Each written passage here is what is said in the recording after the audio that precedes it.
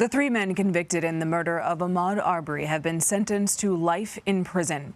They killed the 25-year-old black man while he jogged in a Georgia neighborhood nearly 2 years ago. Travis McMichael and his father, Gregory, received life without parole. Meanwhile, their neighbor, William "Roddie" Bryan, does have the possibility of parole. Before the judge delivered these sentences, he shared his thoughts on the case. I've read somewhere, and I don't remember where it was, that at a minimum, Ahmaud Arbery's death should force us to consider expanding our definition of what a neighbor may be and how we treat them. I argue that maybe a neighbor is more than the people who just own property around your house. I also believe that in assuming the worst in others, we show our worst character. Assuming the best in others is always the best course of action.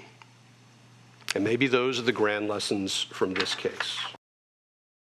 I want to bring in CBS News senior national correspondent Mark Strassmann, who is outside the courtroom in Brunswick, Georgia, as well as CBS News legal contributor Rebecca Roiphe. Rebecca, let's begin with you. The prosecutors accused the convicted men of vigilantism before the sentencing. Meanwhile, the defense lawyers argued for a lighter sentence, saying the men deserve a shot at redemption. What did you make of the sentencing? Well, first of all, I want to say that I thought the judge was incredibly careful and his words were well considered. He didn't say anything that would rile up anybody or create more public sort of upset and uproar over the case, but he did point to several important moments in this trial and pieces of evidence that supported his ultimate sentence. In terms of the arguments that you just mentioned, in terms of the notion of vigilantism, I think that really went to the prosecutor's notion that these people thought that they were above the law. They presented a defense and continued to do so in sentencing that they were merely trying to protect their neighbors. And this failed as a legal matter before the jury, and I think it failed as well before the judge, because as he said, why do you view your neighbors as simply the people who live a block away from you and not more broadly the public? Why did they have no empathy for this man whom they killed? And, you know, this, I think, was key in terms of the sentencing, was this lack of remorse that he saw both in terms of the nature of the defense, but also in terms of the words that they said and their actions on that video, that they turned their backs on the dead body of Ahmaud Arbery after having killed him, that somebody who had done this, you know, mistakenly or out of self-defense would not have acted that way. And I think that was a very powerful point that the judge made and a powerful argument that the prosecution make. Now, I will say about the defense, they did point out the nature of this felony murder charge, which is something that criminal justice reformers have been pointing to in other contexts quite a lot. You can be guilty of murder even if you did not intend to kill anybody, and only if you intended to commit a felony. And that's a harsh charge. And in other contexts, it's been used against people, you know, who are not powerful people. And so the defense tried to build an argument saying that, you know, this is unfair. These, you know, at least Roddie Bryan and Greg McMichael did not necessarily intend to do this, and they committed felony murder, and that is not something that ought to come with this severe sentence. But you know, the judge issued the sentences according to the law and what he thought would be appropriate given the sentencing information and the evidence in the case. Certainly powerful statements by the judge, who started off talking about all the time that he spent thinking of this, of course, a really difficult case for him to hear, I'm sure. I want to go over to Mark. Mark, you've been outside the courtroom. Members of Ahmaud Arbery's family spoke before the sentencing. What stood out to you?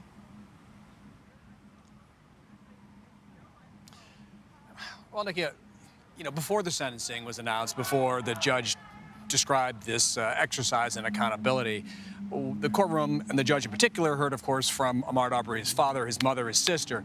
And here's what came across to me. It's been almost 2 years since Arbery was shot and killed running for his life through that neighborhood. And here we are 23 months later, and what came across from the stand, from the mom, the dad, the sister, was how raw this loss still is to these folks. How the defendants may lose their freedom, but the family is going to lose something that they can never possibly replace. And that really came across. The other thing, the point that they made, clearly pushing for a sentence of life without parole for all three, was the sense that they believe that these defendants have shown no sign of remorse and therefore deserve no possibility of leniency. In 2 of the 3 cases, they got what they wanted. As the mother put it on the stand, they were fully committed to their crimes. They should be fully committed to the consequences of those crimes. And so the rawness of the loss and the zeal that they have for a full measure of justice for the defendants, I would say, Nikki, the 2 things that came most strongly across to me. It was really powerful to hear Ahmaud's parents. There's nothing more unthinkable, of course, than the loss of your child. Mark, what has the impact been in the community in Brunswick, Georgia, from this case? Well, when you see these folks behind me, Nikki, these are mostly supporters of Ahmaud Arbery's family.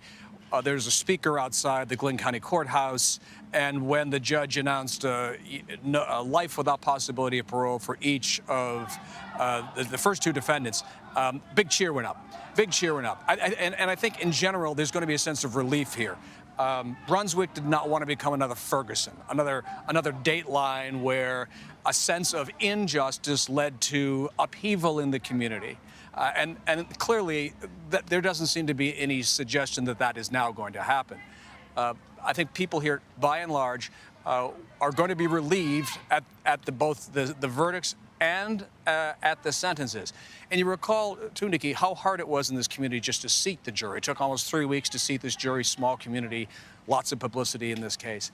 And when they finally did seat the jury, it was 11 white jurors and 1 black juror. And that, in the eyes of many people, could have been problematic. In the end, the verdicts that they delivered almost have an enhanced credibility in the eyes of a lot of people here. That is, 11 white jurors and 1 black juror all agreed this was wrong, this was murder, these defendants deserve to pay. Nikki? Also notice the judge said this is a case of note. Certainly the country has been watching this case for the past 2 years, all eyes on the trial, waiting for the sentencing today. I'm glad to see a sense of peace behind you there, Mark. Thank you. Rebecca, I want to come back to you. And the judge touched on this a little bit during his final statements. Do the convicted have any recourse at this point? And what are your overall takeaways from this case?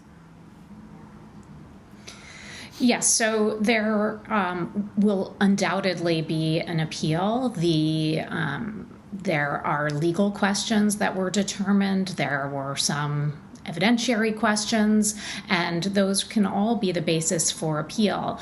In following this case, I didn't see anything that immediately jumped out at me that seemed like it would warrant reversal. So my guess is that those appeals will not be successful, but the defense absolutely has a right to pursue them and most likely will.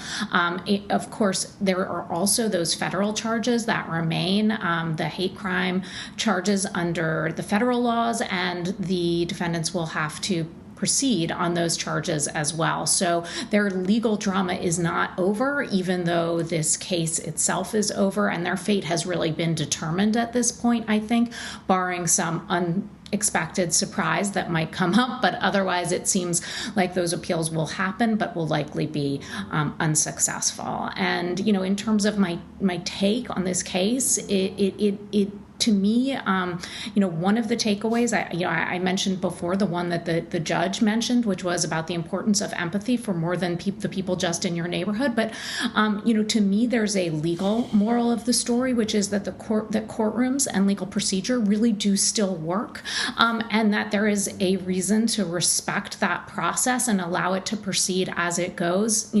This was a case with so much emotion, understandably, and people were so eager to see, certain certain conclusions and certain consequences, but allowing courtrooms to proceed as they do, sometimes to disappointment and sometimes not, is the way that this country works. And I think that this is another example of, even in these charged times, even in the case in which, such important issues are being, in some ways on trial as well, question of racism in our country, all of those were being kind of thrown onto this case and this trial. To me, the criminal law is not particularly well positioned to answer those larger questions, but it does do a good job in these particular circumstances of looking at the facts and applying the law. And so I think, to me, that's an important moral of the story as well. And on this sentencing day, let us take a moment to remember Ahmaud Arbery. Mark Strassmann and Rebecca Roiphe, thank you.